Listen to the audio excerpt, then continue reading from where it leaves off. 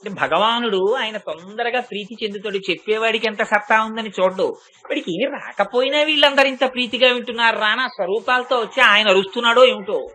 అందుకని అసలు విశేషం ఏమిటంటే భగవంతుడు గురించి చెప్తున్న చోటికి భగవంతుడు వచ్చినా అది ప్రతిబంధకంగా కనపడుతుంది. బా ఉండవయ్యా, నీ గురించి వినడమే బాగుంది నిన్ను చూడడం కన్నా అంటారు. అందుకని దీన్ని నామానికి ఉన్న శక్తిని చాలా గమ్మత్తుగా చెప్పారండి.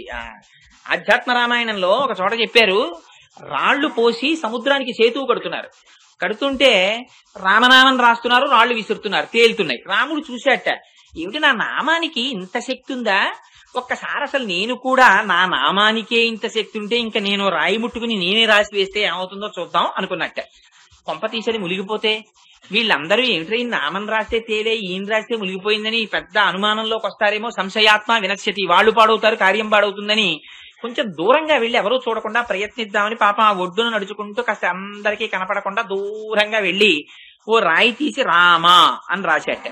రాసి ఆ సముద్రంలో రాయి బారేశాడు, అది బుడుక్కుని మునిగిపోయింది. రాముడు అనుకున్నాడు, పోన్లే ఎవరు చూడలేదు కూడా వదిలిపోయింది అని వెనక్కి తిరిగి వద్దాం అనుకున్నాడు. ఆయన వెడితే ఊరుకోని వాడు ఒక ఆయన ఉన్నాడు, ఆ పైనే వెడుతున్నారు హనుమ, ఏమిటి రాముడు ఒక్కడ వెళ్తున్నారని.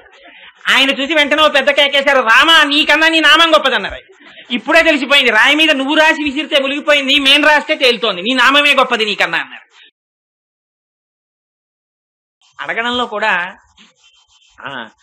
అమ్మా సీతమ్మ ననుబ్రోవామని చెప్పావే, సీతమ్మ తల్లి ననుబ్రోవామని చెప్పావే అని సీతమ్మని అడుగుతారు.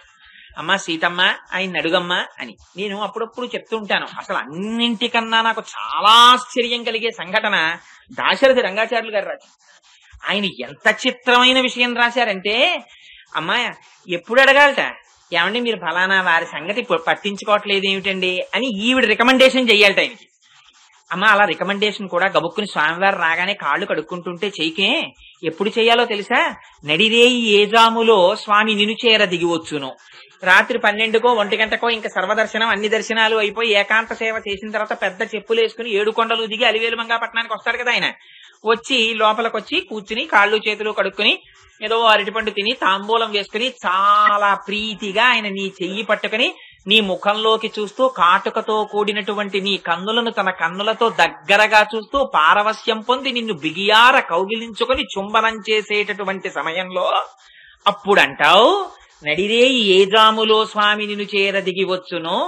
అప్పుడు ఏమయ్యా డబ్బున్న వాళ్ళు ఎలా అయినా వస్తారయ్యా నీ కొండకి, డబ్బు లేని వాళ్ళు ఎక్కడి నుంచి వస్తారు, డబ్బు లేని వాళ్ళు 7 శిఖరాలు నేనడువలేను, వెంకన్న పాదాలు దర్శించలేను, కలిమి ఉన్న వాళ్ళకి తప్ప లేని వాళ్ళకి ఆయన పలకకపోతే అనాథనాథుడన్న బిరుదేలనమ్మ, అడగవే మాయమ్మ అనురాగత వల్లి.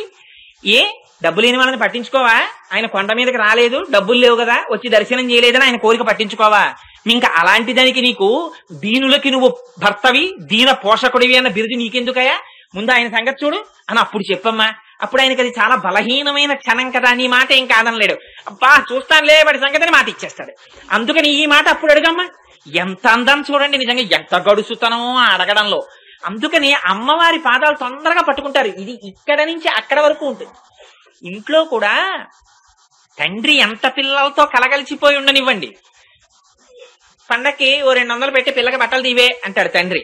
అమ్మ 200 కదమ్మా 400 అయితే ఫలానా డ్రెస్సు మా క్లాస్ లో ఫలానా అమ్మాయి కట్టుకుంది అస్తమానం మన ఇంటికి వస్తుంటుంది కదా, నాన్నగారికి చెప్పమ్మా ఇంకొక 200 ఇమ్మని అని అమ్మ దగ్గరికి వెళ్ళి నాన్నగారి దగ్గరికి వస్తారు. అంతేగాని చనువుగా నాన్నగారి దగ్గరికి రారు.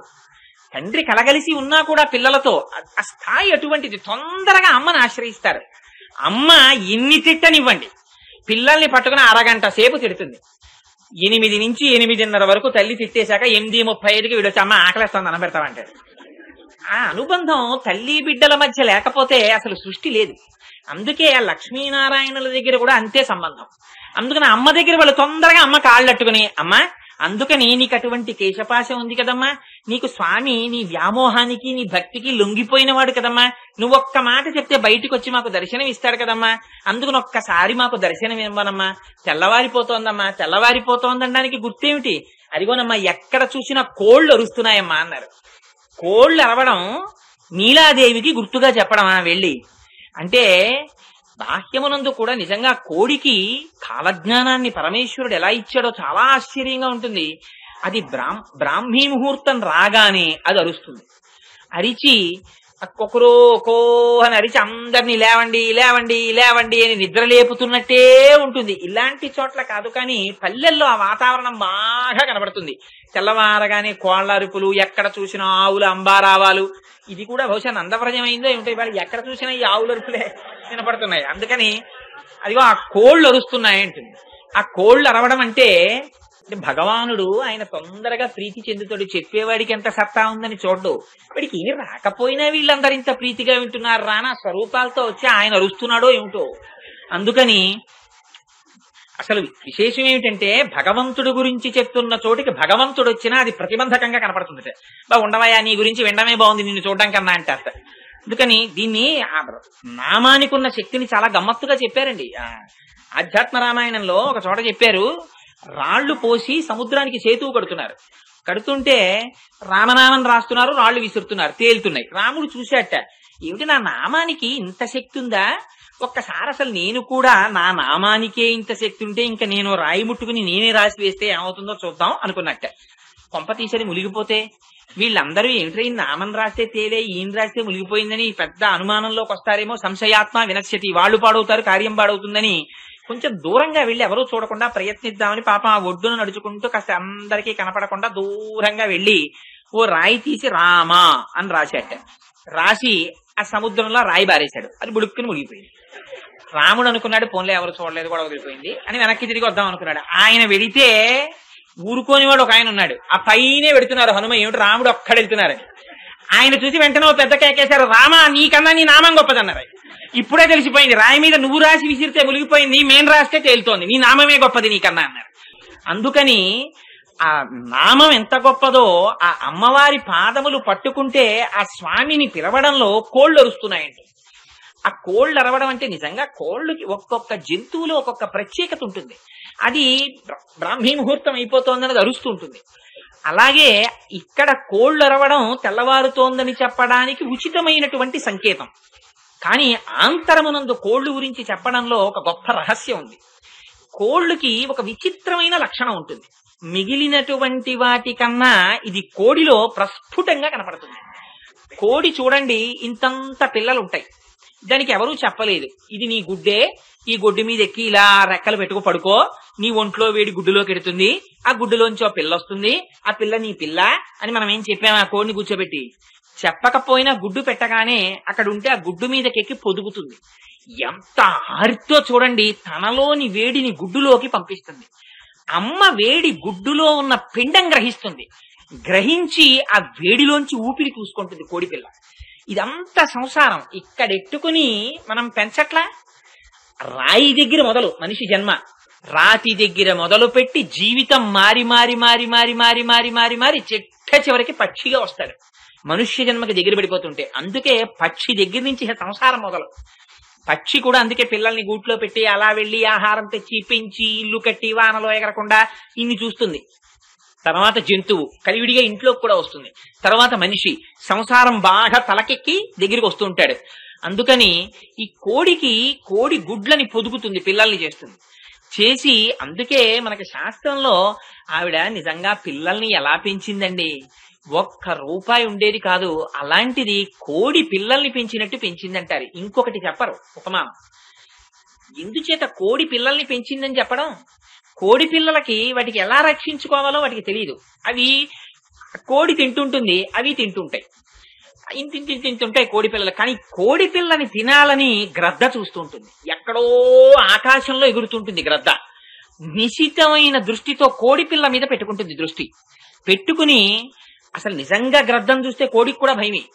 ఆ గ్రద్ద అంత వేగంతో వచ్చి కోడి పిల్లని తన్నుకుపోతుంది. ఇంతకు ముందు ఎప్పుడు కోడి పిల్లని తన్నుకుపోవడం తెలియకపోయినా కోడికి ఎక్కడి నుంచి వస్తుందో తెలియదు ఈ జ్ఞానం. తన పిల్లని గ్రద్ద పట్టుకుపోతుందని ఇలా భూమి మీద ఇలా కొట్టో గింజ తింటుంది, ఇలా ఇలా చూసుకుంటూ ఉంటుంది గద్ద వస్తుందేమో అని.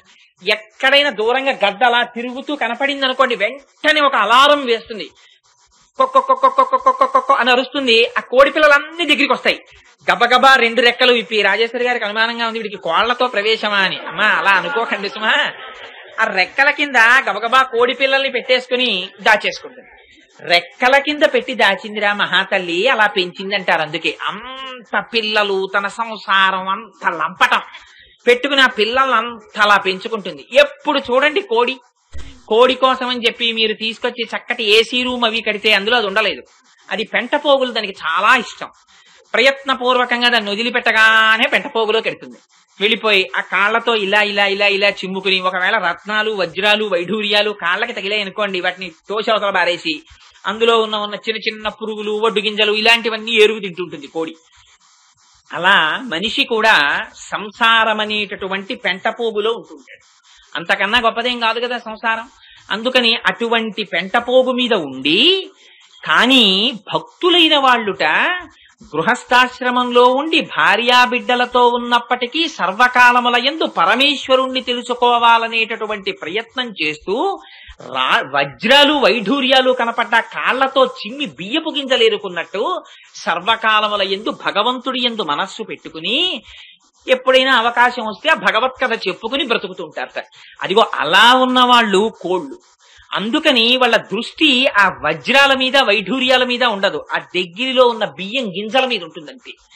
ఉండేది వాళ్ళు పెంటపోగుల మీదే ఉంటాయి, కానీ ఎప్పుడు కాలంతో వాటికి సంకేతం. తెల్లవారిపోతోంది, లేవండి లేవండి లేవండి అని తాను ఉండి సంసారంలో తాను తరిస్తూ ఇతరుల్ని తరింపచేయడానికి ఏదో తనకి తెలుసున్న 4 మాటలు చెప్తుంటాడు.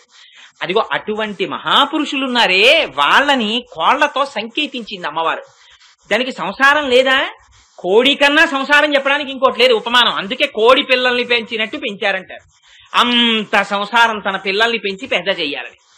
అలాంటి కోడికి ఇంత జ్ఞానం ఎలా ఉందో ఆశ్చర్యంగా ఉంటుంది. అలా గృహస్థాశ్రమంలో ఉండి తన భార్య, తన బిడ్డలు లంపటం ఉన్నా భగవంతుడి వైపు దృష్టి సారించి నిస్వార్థంగా భగవత్ కథని చెప్పుకుని భగవత్ కైంకర్యం చేసి బ్రతికేటటువంటి వాళ్ళు ఎవరున్నారో వాళ్ళు కోళ్లలాంటి వాళ్ళు. అందులో ఆ కోళ్లల్లో కూడా మహాపురుషులైనటువంటి కోళ్లున్నాయి. త్యాగరాజు గారు లేరండి, అన్నమాచార్యుల వారు లేరు, రామదాసు గారు లేరు. వీళ్ళందరూ గృహస్థాశ్రమంలో ఉన్నవాళ్లే. వీళ్ళందరికీ భార్యాబిడ్డలు ఉన్నారు. కానీ ఎప్పుడు డబ్బు గురించి లంపటం లేదు వాళ్ళకి. అందుకని కోడి తన్నినట్టు తన్నేశారు వజ్రవైఢూర్యాలను. ఎప్పుడు బియ్యపు గింజల మీద దృష్టి, తన కాళ్ల దగ్గర ఉన్న దాన్నే తాము వెతుక్కు తిన్నారు. బ్రహ్మాన్ని అక్కడే అనుభవించారు. త్యాగరాజు గారి జీవితం చాలదా? ఆయనకి మహారాజులు వచ్చి ఇంటి ముందు నిలబడి వచ్చి ఒక్క కీర్తన చేస్తే చాలయా, నీకు వజ్రవైఢూర్యాలు కురిపిస్తా ఉన్నారు. రాముణ్ణి తప్ప వేరొకడిని కీర్తించరనివారు. ఇంట్లో పూరి పాక మధ్యలో ఓ తడిక కట్టి ఇటు పక్కన జపేశుడని వాళ్ళ అన్నగారు ఉండేవాడు, ఇటు పక్క త్యాగరాజు గారు ఉండేవారు. ఆయనకి దరిద్రం, ఈయనకి దరిద్రం. కానీ దరిద్రంలో ఆయనకి కనపడేది, కానీ సౌభాగ్యం అంతా అసలు త్యాగరాజు గారిది.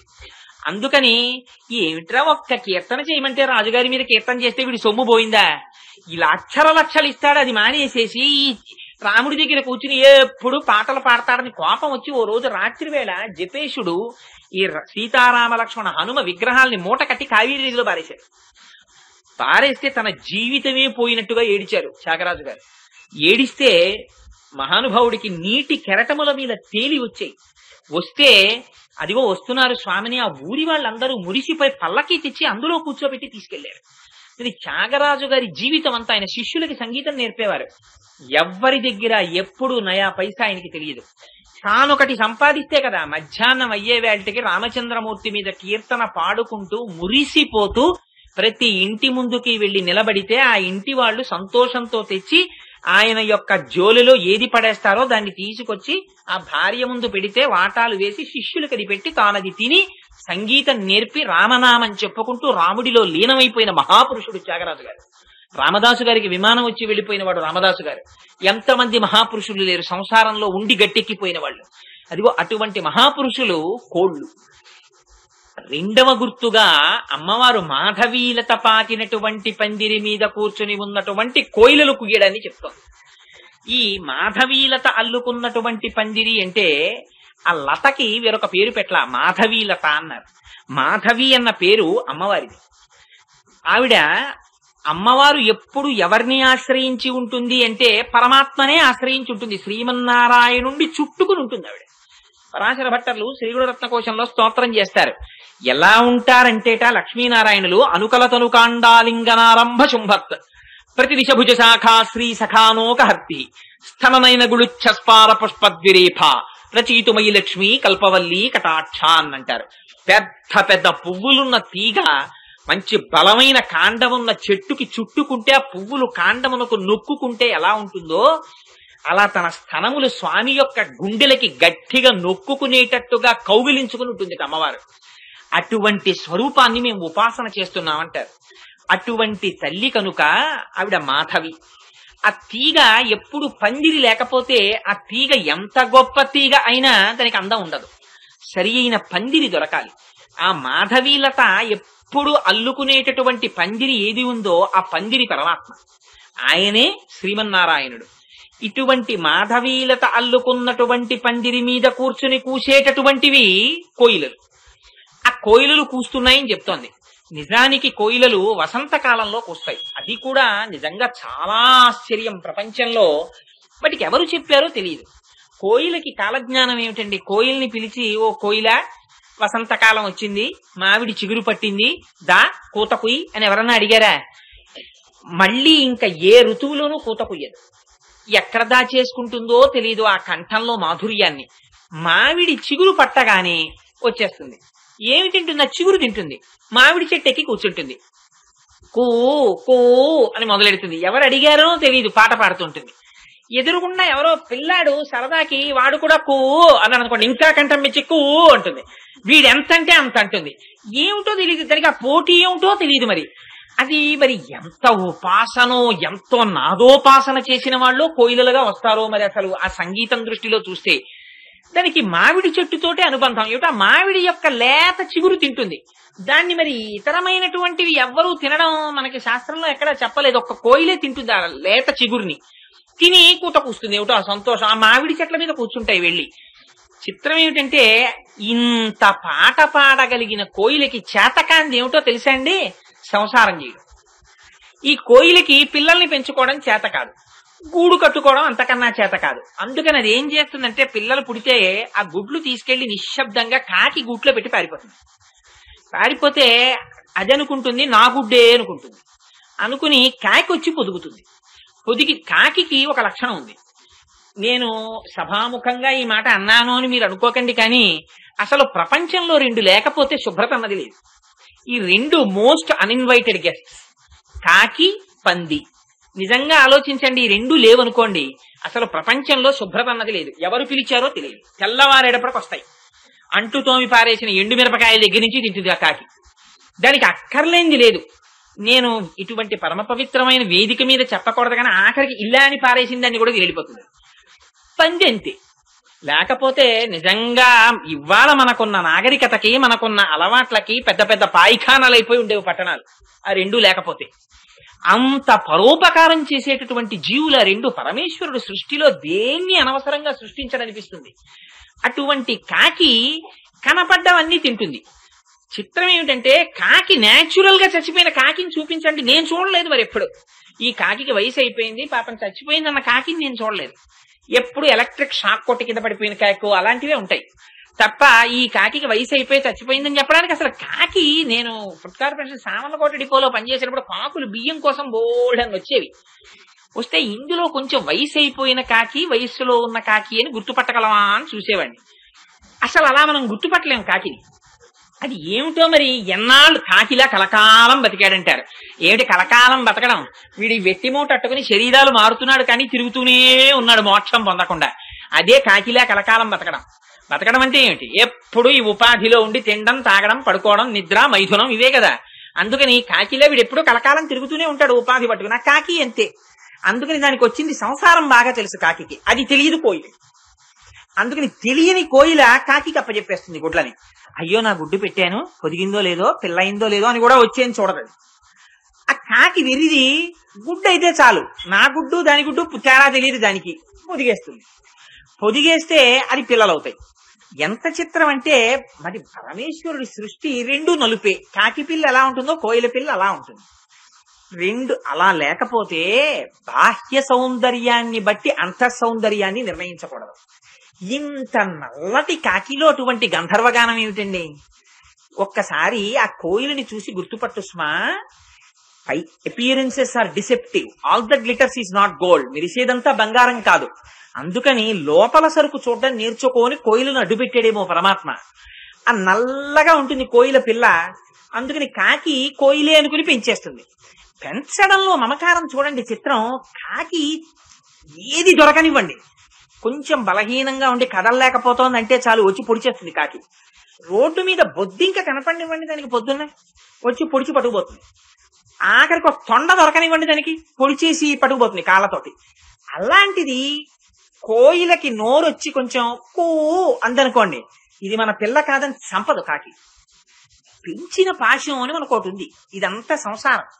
వాళ్ళు మా అబ్బాయి కాదు కానండి, మా బావగారు అబ్బాయి, కానీ వాడిని 10th క్లాస్ వరకు మా దగ్గర పెట్టి చదివించామండి, అందుకని వాడు మాకు 3వ కొడుకు, వాడిని విడిచిపెట్టి మేము ఉండలేం అంటారు.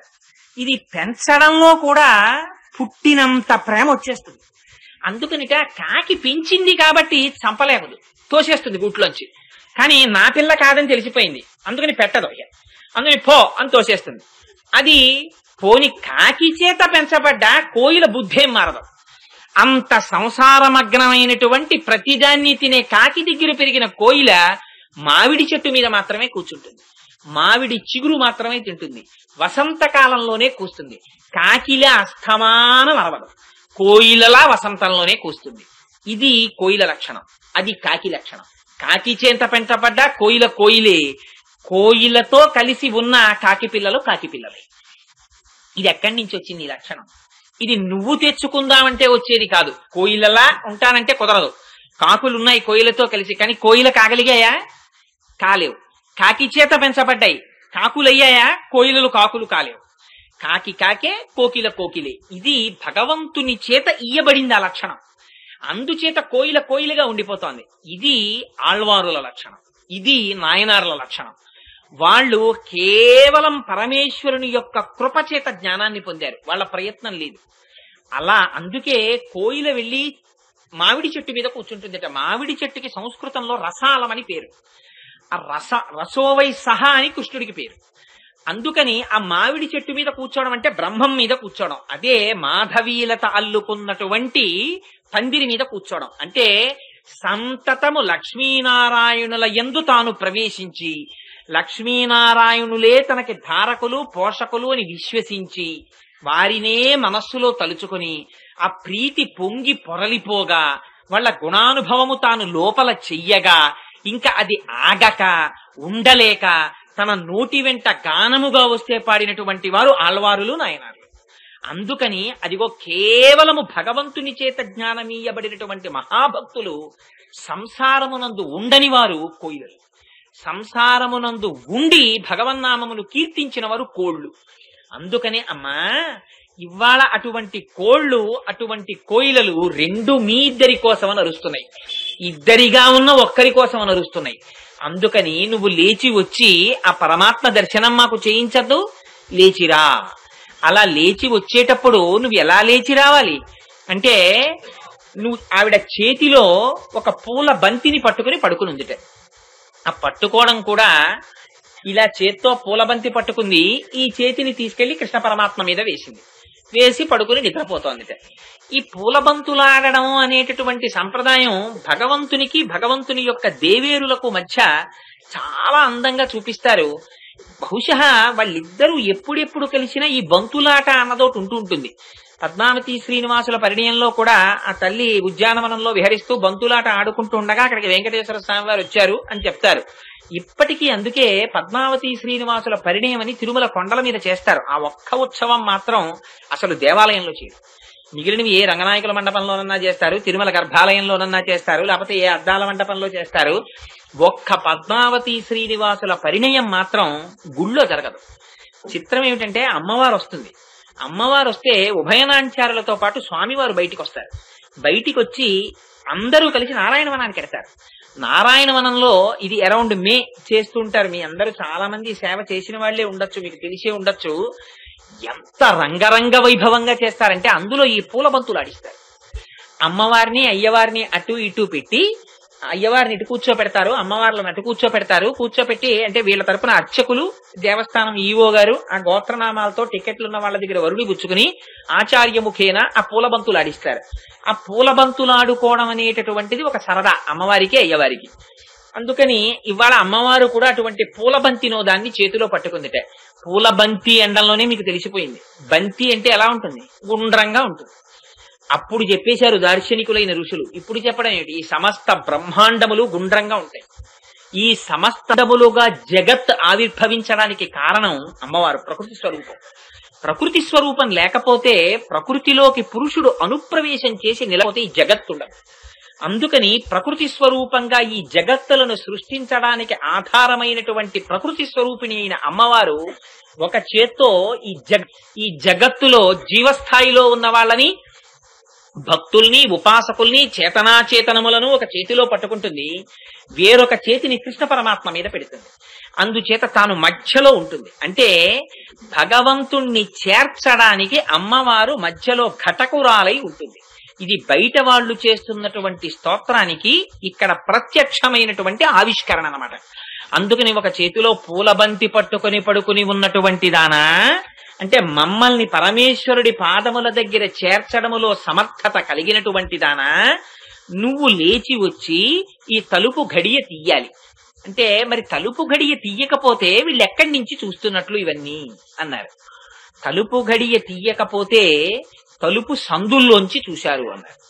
మరి తలుపు సందులలోంచి చూసి మాట్లాడడం అనేటటువంటిది సత్సాంప్రదాయమా అంటే శాస్త్రం ఏం చెప్పిందంటే అందుకే చాలా జాగ్రత్తగా మాట్లాడింది శాస్త్రం.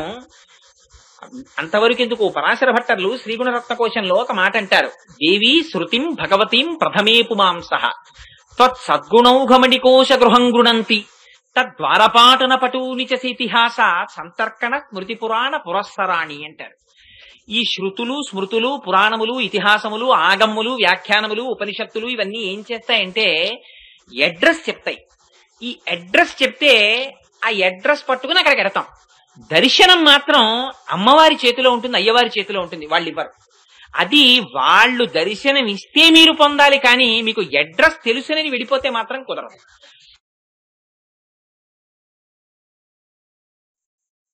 అంటే మీకు తేలిగ్గా చెప్పాలంటే ఒకటి ఇంటికి నేను వెళ్ళాలి అని అనుకున్నాను అనుకోండి, ఎక్కడుంటారండి వారు అని అడిగితే అయ్యా మృత్యుంజయరావు ఫలానా చోట ఉంటారండి. వాళ్ళు ఇల్లు కనుక్కొని ఆ అడ్రస్ పట్టుకుని అక్కడికి వెళ్ళాను. వెడితే కాలింగ్ బెల్ కొట్టినంత మాత్రం చేత మృత్యుంజయరావు గారి దర్శనం అయిపోవాలని ఏం లేదు. ఇవాళ మా నాన్నగారు ఏదో వ్రతం చేస్తున్నారండి, అభిషేకం చేసుకుంటున్నారు, ఇవాళ మాట్లాడరు మధ్యాహ్నం 1 గంట వరకు, మధ్యాహ్నం రండి అన్నారు అనుకోండి వాళ్ళ అబ్బాయి. అంటే ఇల్లు తెలిసింది, దర్శనం అయిందా? అవదు. దర్శనం ఎప్పుడవుతుంది? అలాగా అండి అని నేను తిరిగి వెళ్ళిపోతున్నాను అనుకోండి, ఎవరు వచ్చారా అని అడిగితే కోటేశ్వరరావుట ఎవడో ఆదిత్య స్కూల్ దగ్గర నుంచి వచ్చాట. అరేదే కోటేశ్వరరావు వచ్చాడా, కూర్చోమను అని కుడిచెవి మీద చెయ్యేసుకుని ఆయన లేచి వచ్చారనుకోండి, దర్శనం ఇచ్చి అయిందా? ఇప్పుడు మీ చేతిలో లేదు దర్శనం అవ్వడం, ఆయన అనుగ్రహం మీద మీ దర్శనం ఉంది. ఇదే సుందరకాండ చూపిస్తుంది. సీతమ్మ తల్లి దర్శనం నేను చేస్తానని వెతికినంతసేపు హనుమకి దర్శనం అవలా. అందుకే ఎక్కడెక్కడ భగవంతుని యొక్క అనుగ్రహాన్ని అపేక్షించి ఆయన పాదములు పట్టుకున్నారో వాళ్ళకి ఎప్పుడైనా బుద్ధి గతి తప్పినా మళ్ళీ పరమాత్మయ్య బుద్ధికి ప్రచోదనమిస్తాడు. అంతటి హనుమ ఖేదాన్ని పొందారు. అబ్బే నేను ప్రాణం విడిచిపెట్టేస్తాను, ఎందుచేతనంటే సీతమ్మ తల్లి దర్శనం అవ్వలేదు, వానప్రస్థో గమిష్యామి హదృష్ట్వా జనకాత్మజాం, ఇక్కడే వానప్రస్థుగా ఉండిపోతాను అన్నారు. అనగానే జ్ఞాపకానికి వచ్చింది, సంపాతి చెప్పాడు ఇక్కడే సీతమ్మ తల్లి ఉందని. సీతమ్మ తల్లి ఇక్కడ ఉంది అని సంపాతి చెప్పినటువంటి మాట ఎందుకు నిజం? ఇది చెప్పగానే ఆయనకి రెక్కలు వచ్చాయి, కాలిపోయిన రెక్కలు. కాబట్టి సీతమ్మ ఉంది, కాబట్టి వెతుకుతాననుకున్నారు. అనుకుని ఏ పొరపాటు వల్ల నాకు సీతమ్మ తల్లి దర్శనం అవ్వలేదని ఆలోచించారు.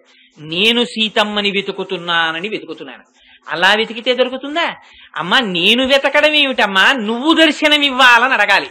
అడిగితే అప్పటి వరకు దర్శనం చేసినవి కన్నాల్లోంచి చూసిన దర్శనాలు, స్మృతుల చేత, వేదము చేత, పురాణము చేత, వీటి ద్వారా తెలుసుకున్నదంతా అపరోక్షం. అందుకని అది తెలియబడాలి అంటే ఆ తెలియబడడం వాళ్ళ చేతుల్లో ఉంది. అందుకని ఇది మార్గశీర్ష వ్రతం. వాళ్ళొచ్చి గడిగి తీయాలి, భగవంతుని అనుగ్రహం ప్రసరించాలి చిట్ట చివర. అదే దర్శనానికి హేతు. అందుకని నమోస్తు రామాయ సలక్ష్మణాయ దేవ్యై చ తస్యై జనకాత్మజాయై నమోస్తు రుద్రేంద్ర యమానిలేభ్యో నమోస్తు చంద్రార్క వరుద్గనేభ్య అంటే దర్శనమైంది. అందుకని అమ్మా ఇలా చూసిన దర్శనమా కాదు, తెలుసుకున్నంత మాత్రం చేత దర్శనమా కాదు, యథార్థమైనటువంటి అనుభవం కలగాలి. ఈ అనుభవం ఎక్కడి నుంచి అందుతుంది? వాళ్ళిస్తే అందుతుంది. అందుకే శాస్త్రం చాలా జాగ్రత్తగా మాట్లాడింది. అనుభవం అన్న మాట మాట్లాడింది. అనుభవం ఏమిటండి? నేను మా అబ్బాయి అమెరికాలో ఉన్నాడు, ఇక్కడ పూల తోటలో కూర్చుని మా అబ్బాయి గురించి ఆలోచిస్తూ మా అబ్బాయి వచ్చే నెల వస్తాడు అని ఆలోచిస్తూ కూర్చునుండగా మా అబ్బాయి విమానంలో దిగినట్టు, నేను హైదరాబాద్ గౌతమిలో వెళ్ళినట్టు, మా అబ్బాయి విమానంలోంచి దిగుతున్నట్టు, నేను గబగబా వెళ్ళి ఒరే నాన్న వచ్చేసావా అని వాడిని కాకలించుకున్నట్టు, ఏంటి నాన్నగారు మరి ఇంత పేలగా కళ్ళ నీళ్లు ఎట్టేసుకుంటారని మా అబ్బాయి కూడా సంతోషపడిపోతూ రుమాలు తీసి కళ్ళు ఒత్తేసుకుని ఇద్దరం వాడి చేతులు ఇలా పట్టేసుకుని ఇద్దరం కలిసి బయటకు వచ్చి కారెక్కి ఇంటికి వచ్చేసినట్టు, వాళ్ళ అమ్మ ఎదురొచ్చినట్టు, ఇవన్నీ సంతోషపడిపోతున్నాను. సంతోషపడిపోతుంటే కోటేశ్వరారు అని పిలిచాడు ఎవడో. పిలిస్తే బాహ్యంలోకి వచ్చాను. ఏమండి బాగున్నారా? ఏమిటి మధ్య అక్కడ మీ అబ్బాయి వస్తా అన్నాడు అన్నారు, వచ్చారా అన్నారు. అబ్బాయి రాలేదండి. వచ్చావా? మరి ఇప్పటిదాకా నువ్వు అనుభవించింది మీ అబ్బాయి వచ్చాడు, కారులో వెళ్ళావు, చెయ్యెట్టుకున్నావు, తీసుకొచ్చావు, మీ ఆవిడ ఎదురొచ్చింది, హారతి ఇచ్చింది, ఇంట్లోకి తీసుకెళ్ళింది. అనుభవం కాదు. ఎందుకని? కళ, ఊహ, నిజం కాదు, రాలేదు. వచ్చాడని ఎప్పుడు తెలుస్తుంది? నువ్వు అనుభవిస్తే, అది యథార్థం అని తెలిస్తే. కలగన్నావు, మీ అబ్బాయి వచ్చేసాడు, ఇంటికి వచ్చేసాడు, కలిసి భోజనం చేశారు, 10 రోజులు అయిపోయింది, పెళ్లి చూపులకు వెళ్ళావు, అమ్మాయి నచ్చేసింది, పెళ్లికి శుభలేఖలు అయిపోయాయి, పెళ్లి చేసుకుని కోడల్ని తీసుకుని అమెరికాకి వెళ్ళిపోతాడు. నిజంగా పిల్లనిద్దాం అనుకున్న ఆయన వచ్చాడు, మా అబ్బాయి పెళ్లి అయిపోయిందండి ఏమనుకోకండి అని చెప్తావా? అనవు. కలరా ఇదంతా అని ఉత్తరం రాస్తానంటావు. నిజంగా మీ అబ్బాయి వచ్చేసాడు, అబ్బే ఇది కూడా అటువంటి అనుభవమే, ఇంతకు ముందు 2 మాటలు జరగలా, అలాగే ఇప్పుడు వచ్చాడు, ఇది అనుభవం కాదు అని అమెరికాలో ఉన్న అబ్బాయికి నువ్వు ఎప్పుడు వస్తావు అని ఉత్తరం రాస్తారా? ఇక్కడ ఉన్నవాడికి అక్కడికి ఉత్తరం ఏమిటి? రాయరు. ఎందుకని? ఇది ప్రత్యక్షం. అందుకని ఆ అనుభవాన్ని ఇవ్వడం మీ చేతుల్లో లేదు, అది వాడొస్తేనే అనుభవం. అలా భగవంతుడు తనంత తాను దర్శనమిస్తేనే పూర్ణం. అందుకని మీరు కన్నాల్లోంచి చూసింది దర్శనం కాదు. అందుకని అమ్మవారే వచ్చి తలుపు తీస్తే తప్ప మీకు కృష్ణుడి దర్శనం అవదు. ఇది అందుకని అంత వాళ్ళు జాగ్రత్తగా అన్నారు, అమ్మా మేము దర్శనం చేయడం ఏమిటమ్మా, నువ్వు వచ్చి తలుపు తీయాలి. ఎలా తీయాలి? అబ్బా తినేస్తున్నారు పట్టుకుని తీస్తానులేండి ఉండండి అండమో, విసుగ్గా వచ్చి ఇలా తలుపు తీయడమో కాదు. అమ్మవారికి ప్రీతి కలిగేటట్టు దర్శనం చెయ్యాలి. అందుకని ఆ వెళ్ళేటటువంటి మార్గం కూడా అత్యంత సత్వగుణంతో కూడినటువంటి ఉపాసన అయి ఉండాలి. అందుకని మేము అలా నిన్ను అడుగుతున్నాం. నువ్వు మా ఎందు పిల్లలు వచ్చారు అని ఒక్కసారి పిల్లల పిలుపు వినబడింది అనుకోండి అమ్మకి, అమ్మలో వాత్సల్యం తప్ప ఏముంటుంది? ఏమీ ఉండదు. భార్య భర్త పడుకున్నారు, ఇద్దరికి 66 ఏళ్ళు వచ్చేసాయి, ఆయన రిటైర్ అయిపోయారు, ఇద్దరు పడుకున్నారు, పిల్లలు వస్తారు అనుకోలేదు. ఒక రోజు పొద్దున్నే కాలింగ్ బెల్ వినబడింది, కూతురు కంఠం వినబడింది, పండక్కమ్మ రావడం కుదరదమ్మా, ఈ ఏడాది రావట్లేదమ్మా అని రాత్రే ఫోన్లో చెప్పింది, పిల్లలు రారని పడుకున్నారు. అమ్మకి పిల్ల కంఠం వినపడింది, అమ్మా అమ్మా అని పిలుస్తోంది. పిలుస్తుంటే వస్తాను లేవే రానన్నావు కదా వచ్చావేంటి మళ్ళీని అని లేస్తుందా? అమ్మో రాత్రి రానని చెప్పింది వచ్చేసిందనమాట. పిల్లని సంతోషంగా లేచి నడిచి వచ్చేస్తున్నప్పుడు అంత సంతోషంతో నువ్వు నడిచి వస్తున్నటువంటి నీ నడకలోని సౌందర్యం చూడాలి. పిల్లలు బయట నించున్నారని నువ్వు ఆ ఉద్వేగంతో నడిచి వస్తున్నప్పుడు నీ ముఖంలో ఉన్న ఆర్తి మేము చూడాలి. నువ్వు సంతోషంగా గడియ తీసి వచ్చావా అమ్మా అని నువ్వు స్వాగతం చెప్పడంలో ఆత్మీయతని మేము అనుభవించాలి. అల్లా నువ్వు నడిచి రావాలి. అప్పుడు మాకు కృష్ణ పరమాత్మ దర్శనం పూర్ణమైన దర్శనం.